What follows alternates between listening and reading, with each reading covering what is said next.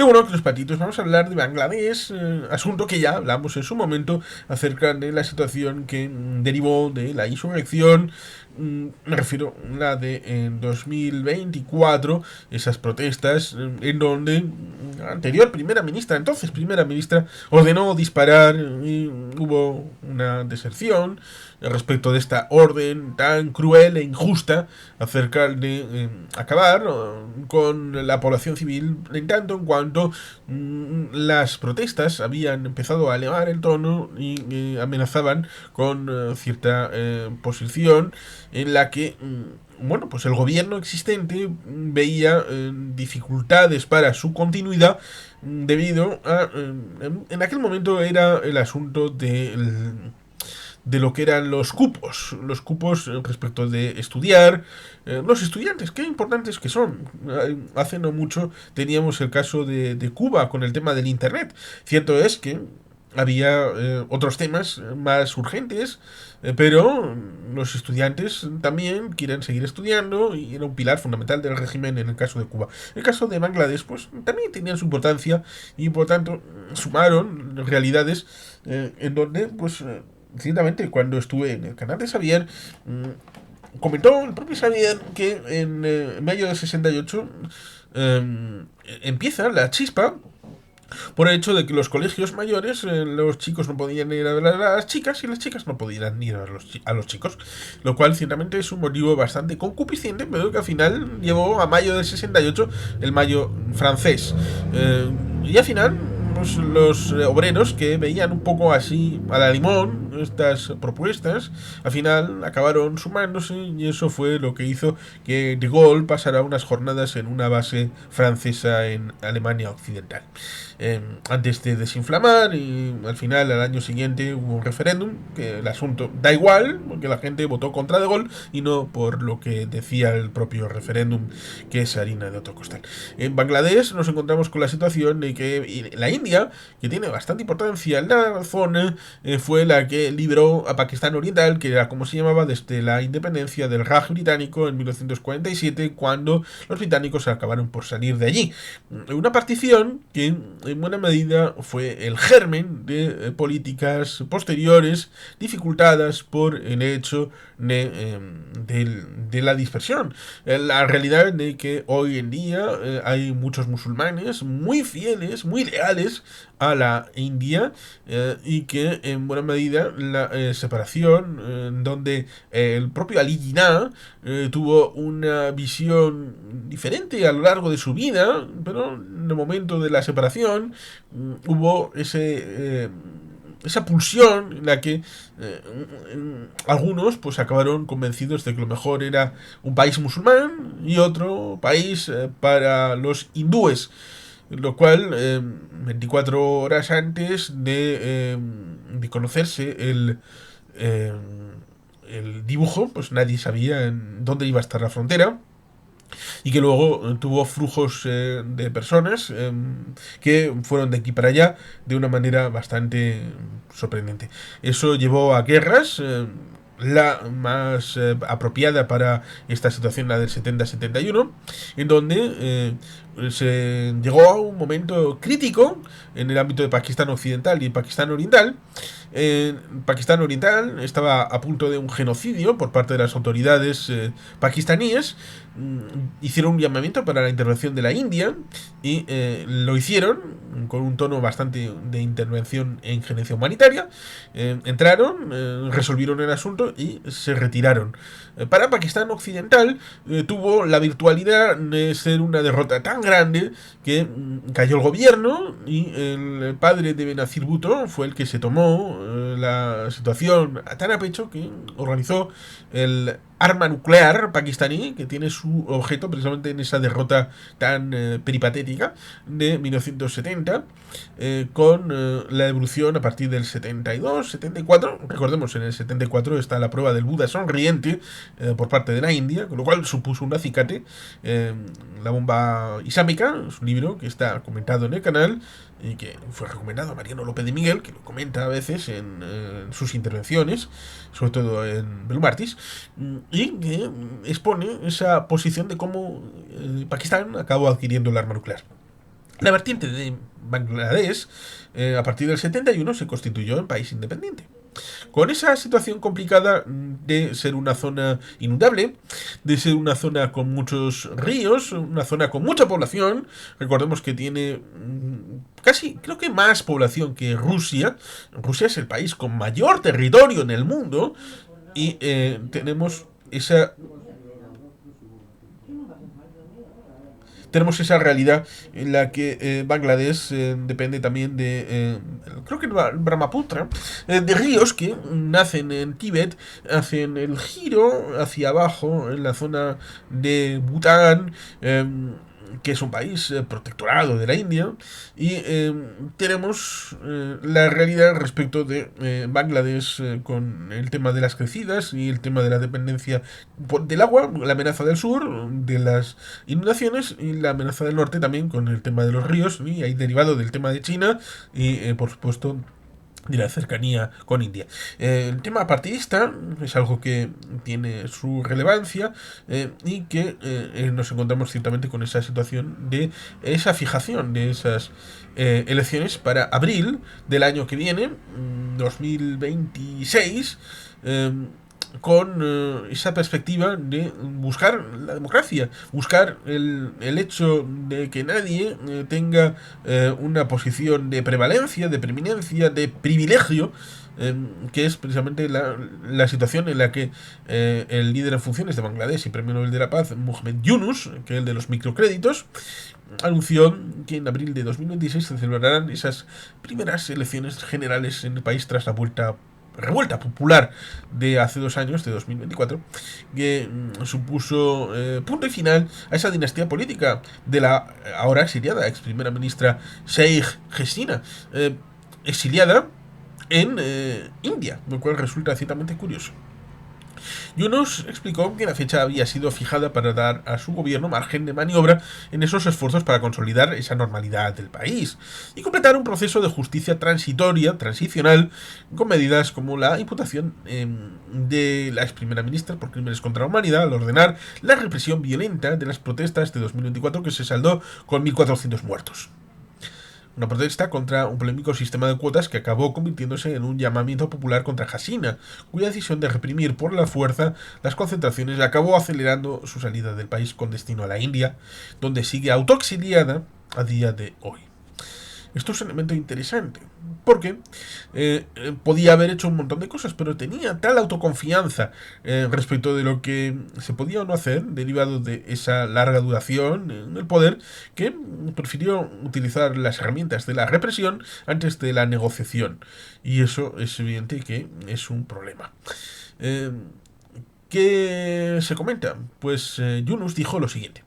Creemos que el mayor número de votantes, el mayor número de candidatos y partidos participen en las próximas elecciones, que sean recordadas por la nación como las elecciones más libres, justas e imparciales, explicó Yunus en un discurso ante la nación, donde ha reconocido que las constantes deficiencias en las elecciones de los últimos años han terminado llevando al poder a un partido de bárbaros fascistas, en referencia a la ahora mismo ilegalizada formación de Hasina, la Liga Awami. El primer objetivo a corto plazo añadido será la confección de una reforma institucional para garantizar la buena gobernanza en las instituciones directamente vinculadas al proceso electoral, porque de lo contrario todos los sacrificios de los estudiantes fallecidos en las protestas de 2024 habrán sido en vano. Esto es un elemento importante. Hay que dejar las cosas de una manera suficiente para que la transición y el siguiente gobierno tengan la capacitación suficiente para poder entrar ya en gobierno. Es lo que a veces se dice respecto de la transición española. El gobierno que entró en 1976 y aquel que ganó unas elecciones en 1977 debía de hacer en el Congreso de los Diputados una constitución a la par que se reformaban los esquemas institucionales jurídico-políticos para adaptarlos a la nueva realidad de la España post-transición. Y por tanto era una derivada en la que el beneficiado acabaría siendo primero el señor Calvo Sotelo, pero ahí hubo una continuación de elementos transicionales hasta la entrada ya de Felipe González Márquez en 1982, en diciembre, con la posibilidad de hacer reformas dentro del nuevo esquema jurídico-político de la Constitución del 78, como fue el tema de sanidad, educación, autogobierno, autonomías y profundizar en el pacto autonómico de 1981 entre el PP, perdón, UCD y el PSOE. El pacto entre el PP y el PSOE sería el segundo pacto autonómico de 1992. En Bangladesh hay esa necesidad, un campo transicional, de tratar de establecer una realidad en la que quien acaba de obtener el shock de una revuelta, en este caso exitosa, porque la anterior líder de la Liga Awami se autoexilia y entra Yunus como presidente interino, nos encontramos con esa realidad en la que es necesario cambiar la arquitectura jurídico-política para dar la posibilidad de que con nuevas reglas, con nuevas herramientas, las elecciones se hagan en otro esquema situacional y a partir de ahí el nuevo gobierno tenga capacidad para actuar con una nueva realidad. A veces es difícil porque ya pasó con el señor Franklin Delano Roosevelt, en el que pidió expresamente, por eso viene lo de los 100 días, pidió expresamente 100 días para tener la gracia del público, que no le empezaran a cuchillar desde el primer momento, para tomar las medidas suficientes para cambiar el rumbo del país que, recordemos, había establecido, no solamente por la crisis de 1929, sino también por la ley arancelaria de 1930, que hundió a la economía estadounidense en una crisis severa que solamente empezó a remontar precisamente con las 100 primeras medidas de los 100 primeros días de Franklin Delano Roosevelt del New Deal, a partir del 4 de marzo de 1933. Sí, en aquel momento y por última vez, la juramentación fue el 4 de marzo, ya después se empezó a hacer el 20 de enero. En los ámbitos comunicacionales en Estados Unidos, tránsito desde los estados de origen hasta la capital federal habían sido ya diferenciados. Por eso es necesario un periodo transitorio que haga el trabajo sucio y a partir de ahí hacer unas elecciones y después ejercer la labor ya de normalización de la situación con un nuevo gobierno. En Bangladesh, ciertamente, nos encontramos con esa realidad en la que, nos encontramos con historias accesorias. Vamos a citar algunas. Por ejemplo, el hecho de que la ex primera ministra de Bangladesh sea imputada contra crímenes contra la humanidad. El hecho de que Bangladesh impulsa su proceso de transición con la firma de 6 acuerdos de cooperación con Japón. O que ponga en libertad a un líder de un partido islamista que fue condenado a muerte. Y además también el hecho de que Bangladesh esté quedando sin agua dulce, lo cual es realmente interesante. Un tribunal de Bangladesh imputó formalmente a la ex primera ministra por crímenes de la humanidad, como dijo Yunus, al ordenar una violenta represión contra los manifestantes y la oposición en las protestas de 2024 que pusieron punto y final al mandato.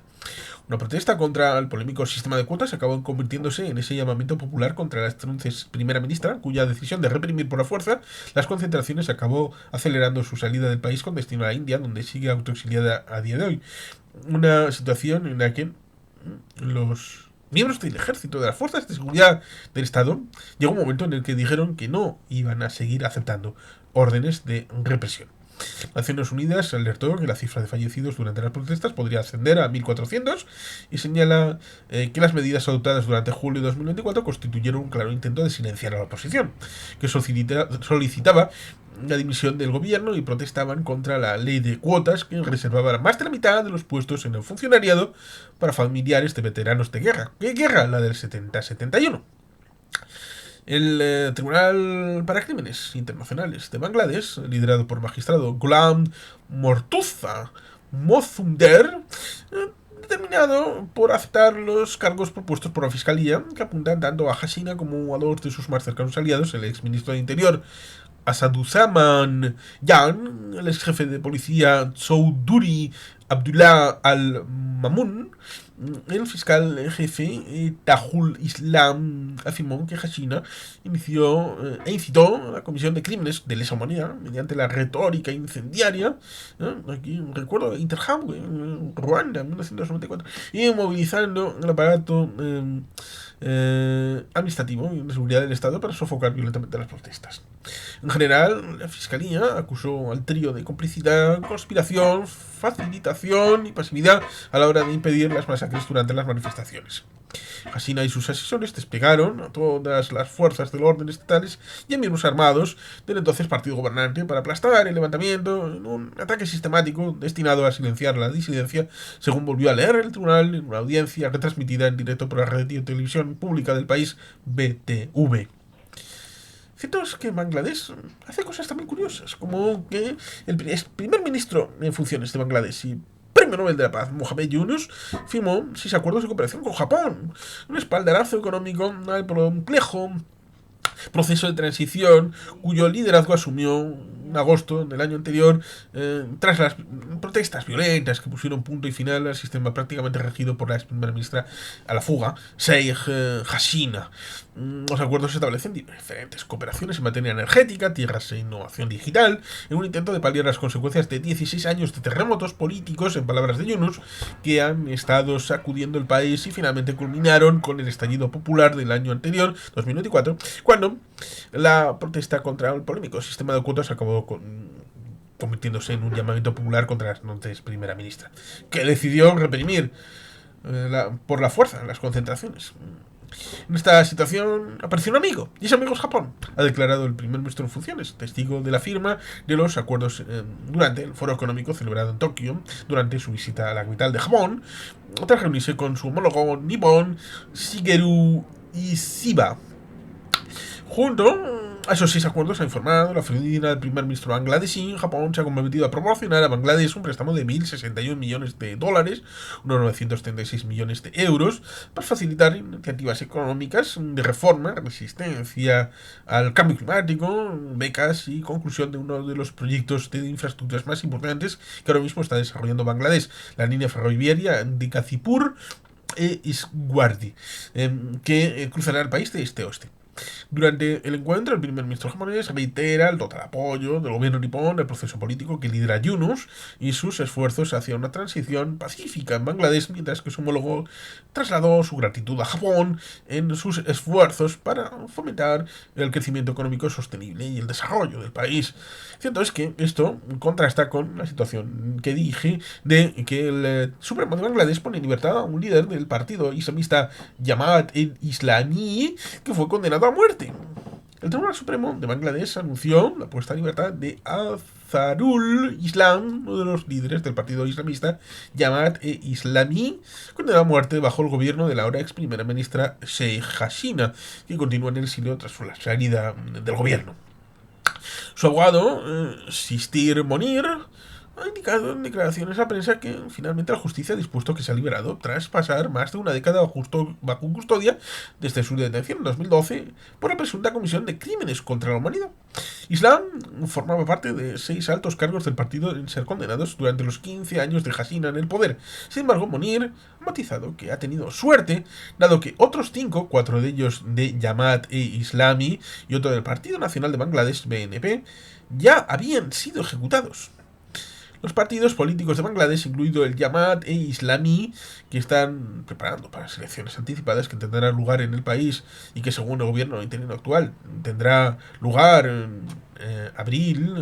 de 2026, Jamaat-e-Islami, el tercer partido más grande del país, fue durante décadas un aliado vital del principal partido opositor, el BNP. Después de que Hasina llegara al poder, la formación vio imposibilitado presentarse para las elecciones, mientras que sus principales líderes eran arrestados por crímenes de guerra vinculados a la guerra de independencia de 1971 contra Pakistán. Desde entonces, la formación ha recalcado que estos cargos responden a cuestiones políticas. Por tanto, con esta situación también hay marejada de fondo a la hora de reescribir la historia y el relato que es realmente bien importante. Y en esas entra el cambio climático. Bangladesh se está quedando sin agua dulce, lo cual ciertamente es alucinante. El aumento del nivel del mar está impulsando el agua salada hacia los ríos y las fuentes subterráneas de agua en la desembocadura más grande del mundo, el delta de Bengala, donde se sitúa Bangladesh. Con base en casi 2 décadas de datos de más de 50 estaciones de monitoreo en la costa de Bangladesh, un equipo dirigido por investigadores de la Universidad de Portsmouth rastreó un aumento constante de los niveles de sal en ríos y estuarios, particularmente desde mediados de la década de 2000. Las partes occidentales del delta, ya más propensas a la influencia de las mareas, mostraron aumentos más rápidos de salinidad. Los datos sugieren que la combinación del aumento del nivel del mar, la reducción del flujo de agua dulce, las mareas dominadas por tormentas cada vez más frecuentes, contribuyen al movimiento y la retención de agua salada tierra adentro. Desde aproximadamente 2007, muchas zonas del delta han experimentado aumentos graduales de la salinidad, a menudo relacionados con tormentas potentes como el ciclón Sidr. Estos cambios pueden devastar cultivos, minar la seguridad alimentaria y obligar a las comunidades a desplazarse. Si bien el análisis se centró principalmente en datos ambientales, destaca cómo la intrusión salina representa una amenaza cada vez mayor para los medios de vida, la salud pública y la estabilidad regional. El estudio, publicado en el Ecological Indicators, utiliza uno de los conjuntos de datos de salinidad más detallados y de mayor duración de cualquier sistema de deltas del mundo. Aplicó métodos estadísticos avanzados para distinguir las tendencias a largo plazo de los cambios meteorológicos o estacionales a corto plazo. Los investigadores introdujeron un nuevo modelo conceptual denominado nexo estuarino y acuífero controlado offshore, Ocean, que destaca como las características marinas, como las pronunciadas pendientes submarinas y las corrientes de mareas restringidas pueden atrapar sal en zonas costeras bajas. Señal de lo que se avecina. Doctor Mohamed Hawking, de la Facultad de Medio Ambiente y Ciencias de la Vida de la Universidad de Portsmouth, afirmó en un comunicado: lo que observamos en el delta de Bengala no es solo una crisis local, sino una señal de lo que se avecina para las zonas costeras bajas en todo el mundo. La salinidad está aumentando más rápido y alcanzando costas y zonas más al interior de lo que muchos creen. Está ocurriendo silenciosamente, con importantes consecuencias en la seguridad hídrica, en la agricultura y los medios de vida. Este estudio nos ayuda a comprender los mecanismos que lo impulsan y subraya la urgencia de la acción global coordinada. Los hallazgos también muestran los límites de depender únicamente de soluciones terrestres. Las intervenciones humanas, como los diques, las alteraciones del lecho fluvial y las presas río arriba, a menudo han empeorado la situación al restringir los flujos de agua dulce. Y aquí entra China en la ecuación, porque China precisamente está en la zona norte, en la zona suya, en la zona lindando entre Tíbet y lo que no es Tíbet, hacer una gran presa, teniendo el potencial conflictivo como la del renacimiento en Etiopía, pero en este caso respecto de la India, Bután y sobre todo, y ante todo, Bangladesh. Mientras tanto, la dinámica marina, como la actuación de acumulación de sedimentos y los cambios de las corrientes oceánicas, desempeña un papel más importante del que se creía anteriormente. Por lo tanto, abordar el problema requiere enfoques integrados y conecten ríos, océanos y sistemas climáticos. Por lo tanto, el problema llega a otras regiones costeras.